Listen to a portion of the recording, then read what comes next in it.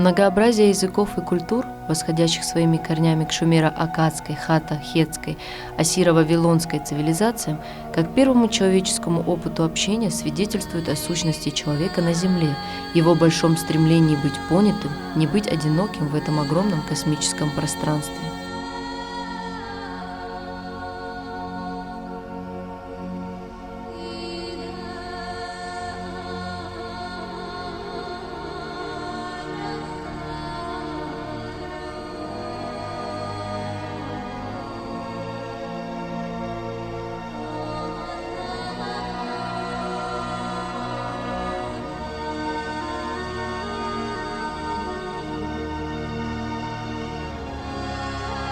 В нашей современности именно книга помогает окунуться в этот большой лабиринт загадочного прошлого.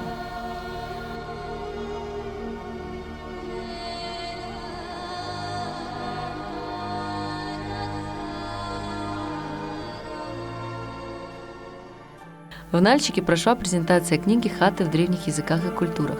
На презентации присутствовали общественные деятели, профессора, представители министерств и ведомств.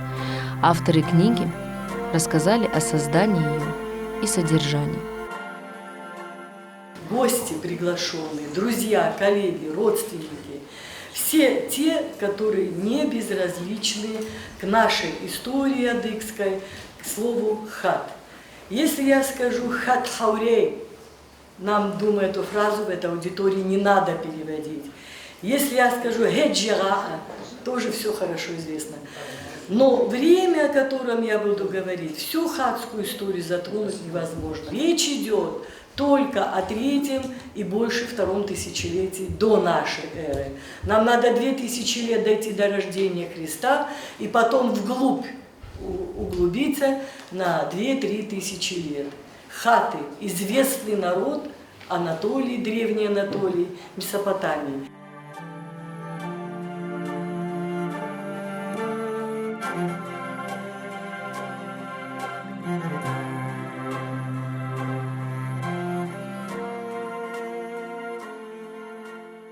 Центральную часть Древней Анатолии занимают хаты. Кто они такие?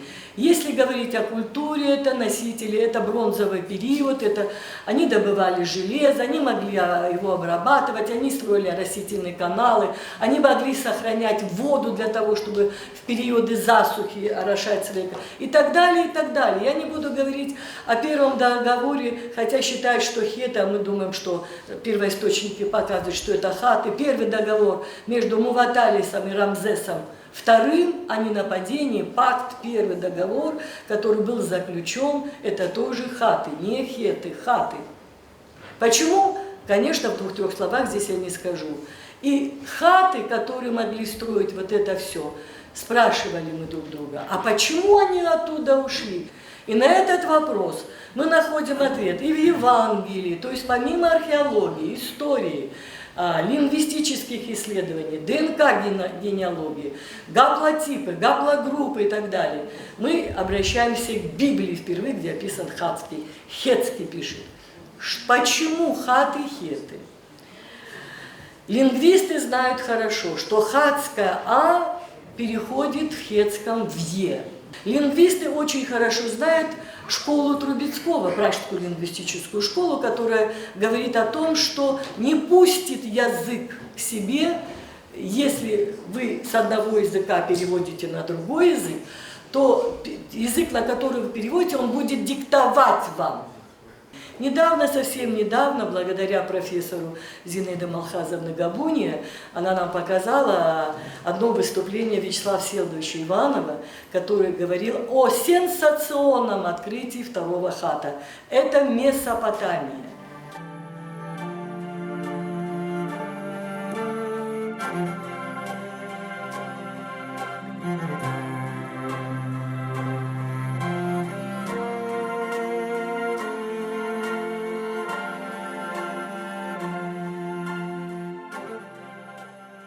спрашивают, сколько работали. Мы работали долго. Но интенсивно, можно сказать, 5 и особенно последние 2 года. И результат, вот вы видите его. Мне хочется сказать, что прежде чем издать эту книгу, мы с Хаути Пхитиковым выступали. У нас публикации в Лондоне, у нас публикации в Нью-Йорке. И самая дорогая для нас публикация – это МГУ. Проводила Высшая школа перевода с профессором Горбовским Николаем Константиновичем. Они проводили в Халкидике международную конференцию, на которой мы выступали. На этой конференции были представители из Америки, Израиля, Испании, Италии, Японии, Болгарии. И наше волнение, вы представляете, на Эгейском море, на берегу Эгейского моря звучала кабардинская речь. Конечно, это было очень символично для нас и очень волнительно. Хатитана япшнал, хатитавит ятазхарлап, кузхамаш ишот дозмакаата, хатитана япшгошхо хишхоч ибмш оцар озевбго, ягунапки мсрм хатитма нагас. رمز سوباتش حم أريمدو زاو قيسو حتيتوي زوالنا يالوكر متالخ أتامخر ززبقخو هبقخر بقيخو وزش حشرخو.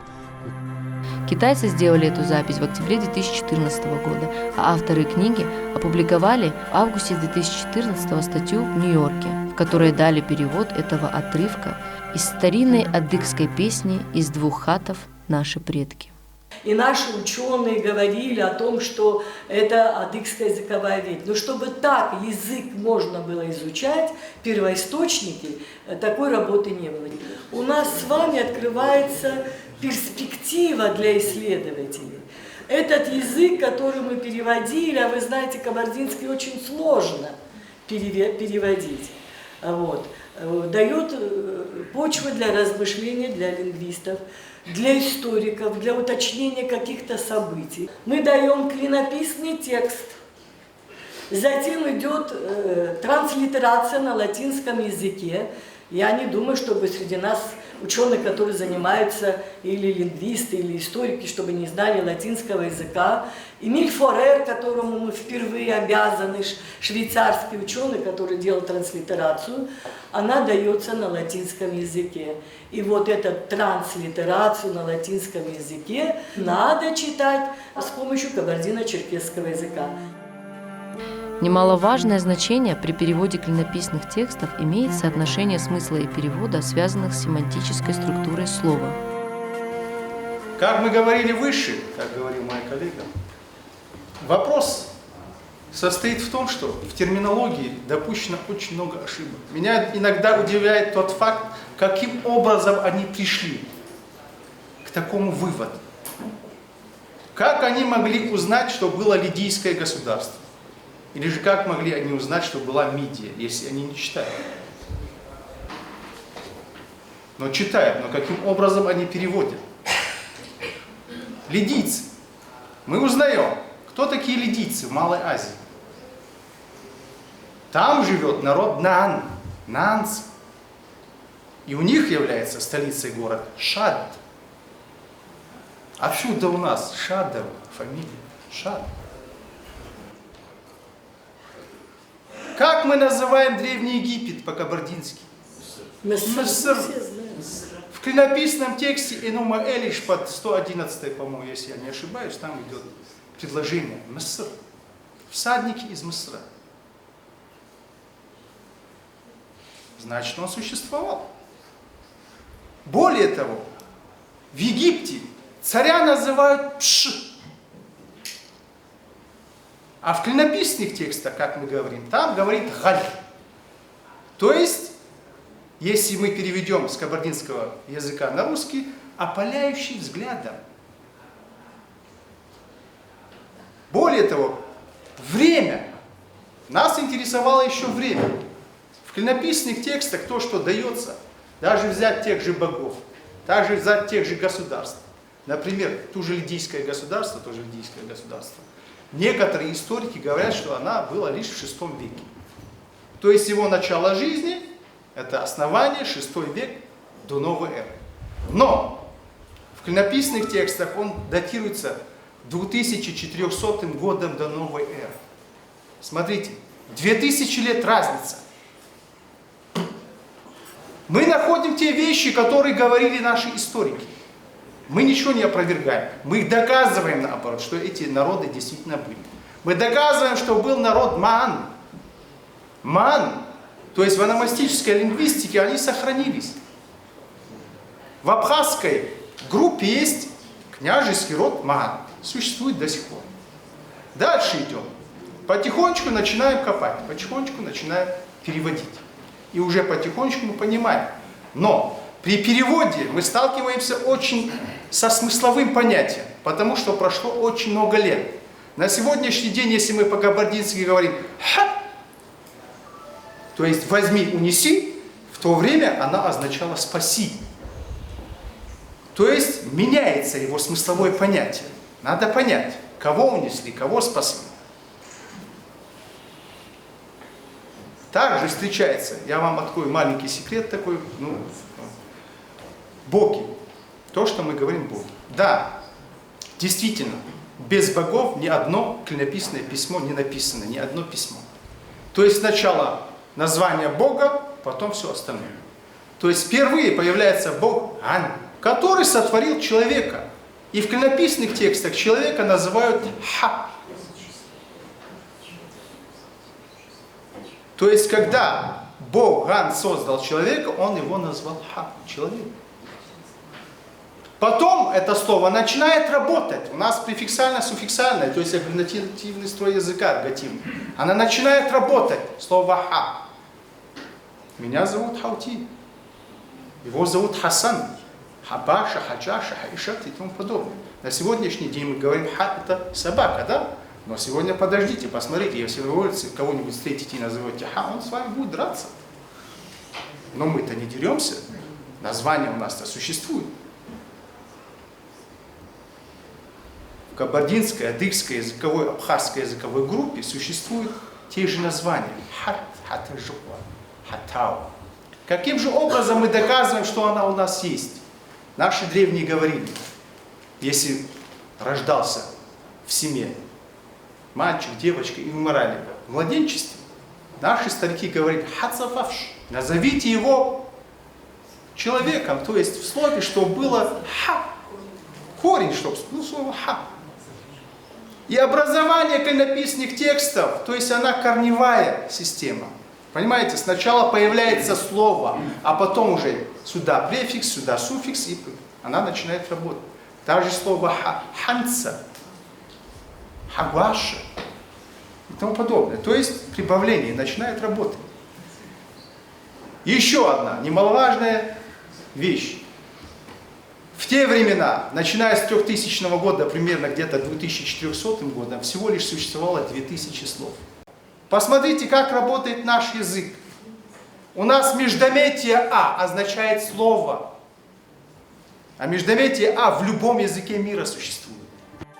Основная цель данной работы – дешифровка древних клинописных текстов и древних письменностей. Исследование носит комплексный характер, в котором используются описательные, сравнительно-исторические, типологические, сопоставительные методы, методы дешифровки, моделирования и лингвистического синкретизма, элементы семантического анализа. Здесь описывается царь Лима. Царь Лима. Если мы описываем, мы даем царя Лима, надо еще доказать его существование. Не в одной этой клинописной тексте, она встречается уже дальше. То есть мы даем базу доказательную, что она существует в этой письменности. Понимаете? Наша задача была показать, что действительно встречающиеся в клинописных текстах встречаются и далее. Все имена и фамилии и города. Посмотрите, Сифай. Феджа, под латинский, вы видите, ну а это был и еще метод зеркального отражения. Устрофидон. Слово так читается. Но мы все видим Сифай, Авш, Сиапачевш, Марьям. Умертвил тысяч. Убил тысяч. Фоча узрахуштара. Это Ферона жена. То есть это вред русский. Почему Устрофидона? Потому что в видимо, скорее всего, этот язык был в запрете. Посмотрите, 4 ступени входят в большой зал. То есть в коридор, первая комната налево, справа комната и вторая комната с левой стороны, покажи камень. Вот это камень, посмотрите. Вот камень, Уашхона Вашхочана. То есть нахты, когда клялись, и особенно наши бабушки, когда клялись, Уашхона Вашхочана Джатхасо. Принципиальная новизна настоящей работы заключается в исследовании клинописных текстов и древних письменностей с привлечением к их дешифровке кабардино-черкесского языка. Считается, что кавказские народы – это бесписьменные народы, но последние исследования это опровергают. Существует в мире около 400 видов письменности. На Кавказе, я считаю, что существовало предметное письмо и рисуночное письмо, так называемое. В периоде так называемой кобанской культуры существовало предметное письмо. Каждый предмет из этих изделий означает один слог или одно слово. В конечном итоге оно выдает понятие. Кроме этого письма еще 3000 лет назад существовало рисуночное письмо, так называемое. У нас в Национальном музее экспонируется бронзовый пояс. Я случайно наткнулся на этот рисунок, и оказывается, это письмо рисуночное на кабардино-черкесском языке. Здесь в деталях, к примеру, вооружения кобанских мастеров и скифских мастеров фигурируют детали, которые функционально прямо означают его свойства. Они очень удивительным образом сделаны. Здесь мы видим и так называемого грифона, оленя. Каждый предмет имел свое предназначение. Это предназначение прямо находилось на том же месте, где оно должно находиться. Таким образом, можно с уверенностью сказать, что у нас была форма письменности, которая не отличается ничем от мировых форм письменности. К примеру, если взять вот этот предмет, это является, скажем, вативным кинжальчиком. Оно является словом сатхампа. То есть это я, тхампа перед Богом, я перед Богом. Интересным моментом является вот эта деталь тоже. Это обычное ухо. 2 уха, оно очень фигурирует. Вот, к примеру, такое ухо находится у этого изделия. Ухо называется тхагума, где слог тха означает Бог. Это слово Бог фигурирует во многих деталях этих предметов. К примеру, вот эта деталь тоже означает слово. Слово «сохрани». Каждая деталь, каждый завиток имеет свое значение, и значение передает слово. И значение, оно является просто амулетом, вешалось на шею. Многие из них расшифрованы и опубликованы. В прошлом году оно было опубликовано в Нью-Йорке в международной конференции, чем мы очень гордимся.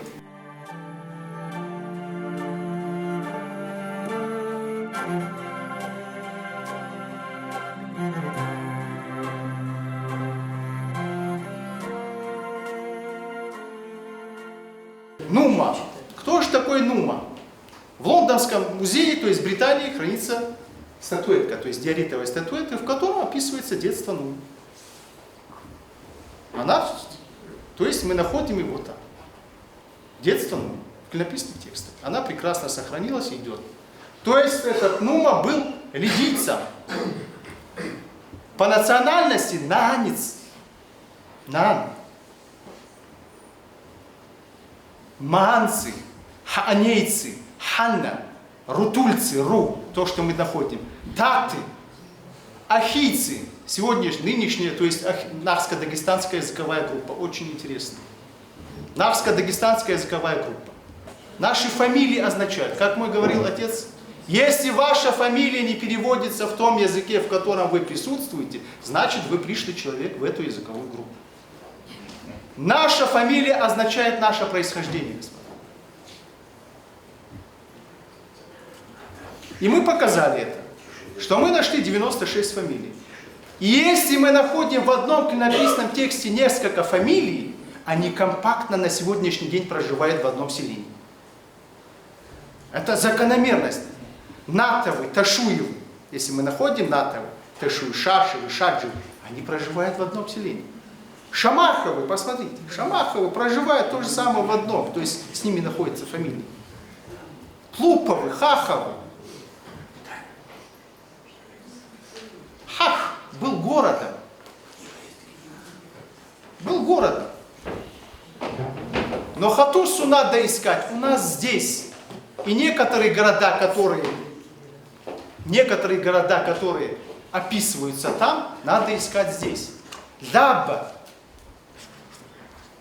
Как мы можем город Дабу искать в Египте, если она у нас, эта река, находится здесь? И на этой территории надо искать тот же город. Или Лама, Дамепс в Абхазии находится, Дама. Как мы можем город Даму искать там же? То есть очень много закономерностей идет.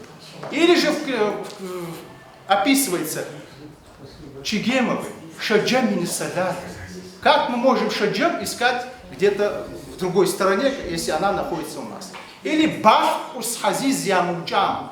То есть около Балка сидит Хазиз, если его не убили. Как мы можем реку Балк искать где-нибудь в другом месте? Она у нас. То есть эта территория, пространство имела одну цивилизационную систему. Город Ме находился в харабской цивилизации, то есть Пакистан. Му находился Лемурия, то есть то, что мы муйцы описываем. Она, то есть здесь. То же самое, это Шри-Ланка, остров. Ку город, Куйцы, то, что мы говорим, это инки. То есть мы уже находим потихонечку, где эти города локализовались. Мы находим народ, который встречается здесь. Греки. Я спрашиваю греков, где вы ищете себя? Как вы себя называете? Они называют себя ионийцы. Они себя называют эллины. Но в клинописных текстах он идет как джуиц, джиц. Отсюда по-кабардински адич. У них есть город Джа. Рутульцы. Очень странный феномен, рутульцы. Я потихонечку начал изучать его. Рутульский язык стоит между нахско-дагестанским и кабардино-черкесским языком, вот переходный. Ахийцы поклонялись богу Муна. У них сохранилась Мунаевы фамилия, Нунуевы, которые встречаются в клинописных текстах. У них сохранились, только ономастически. То есть для лингвиста Северный Кавказ является клондайком.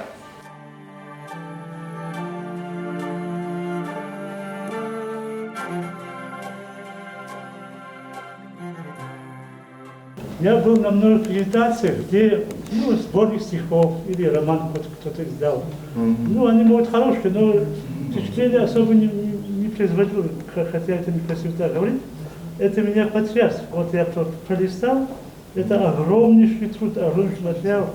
В наше трудное время Татьяна и Хаути сделали такую большую работу, так глубоко копнули в историю и даже нашли моих родственников. Дело в том, что проблемы хатского языка и проблемы Шумера и его культуры и языка, в частности, это сейчас одни из самых таких злободневных проблем.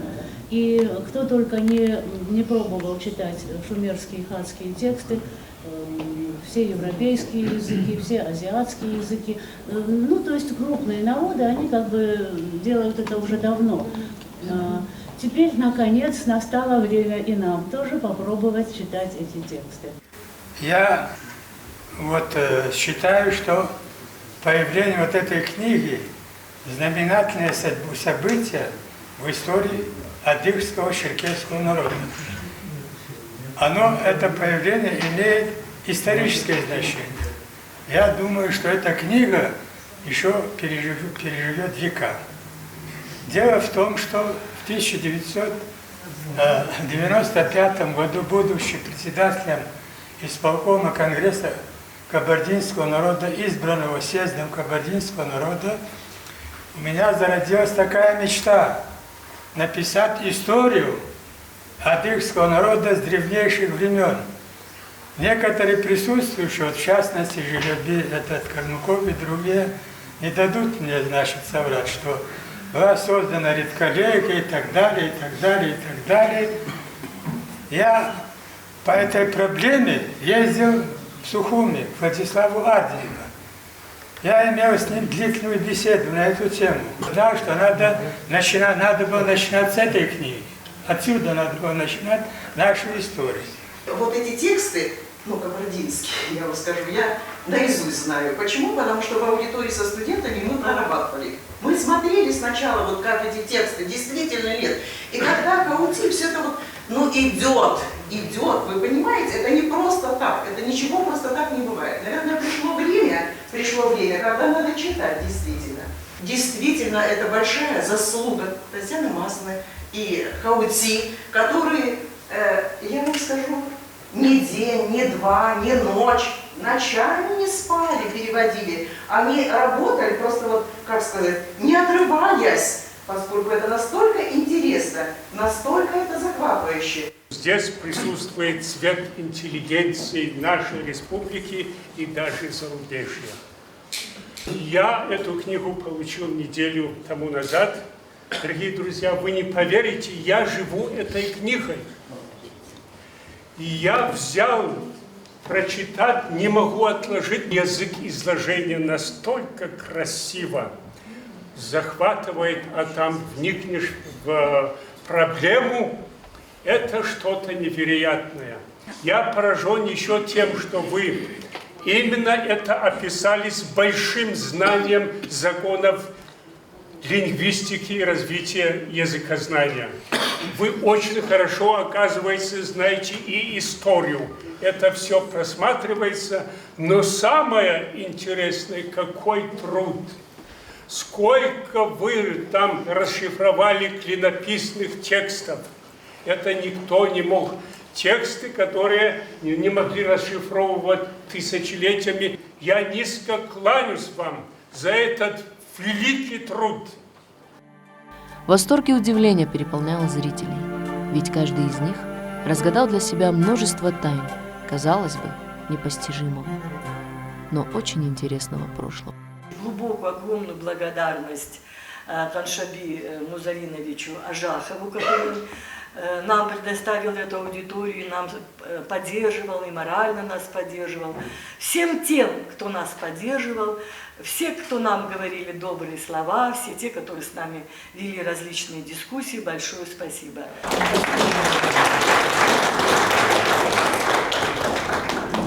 Твой родной язык может являться ключом для множества дверей необъятной истории прошлого.